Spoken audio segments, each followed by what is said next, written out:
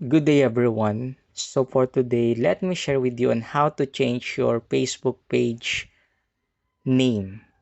So first, you go to your profile. On the upper right side, you will see your profile here. And then after that, you scroll down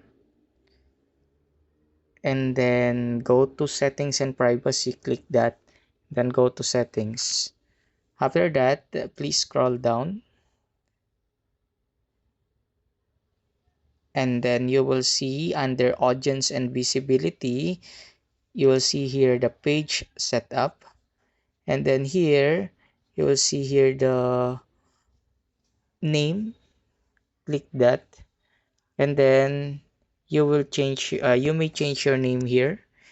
Take note that if you change your name already, you can change it again for 60 days. Okay, so let's change it. Chick Kicks PH.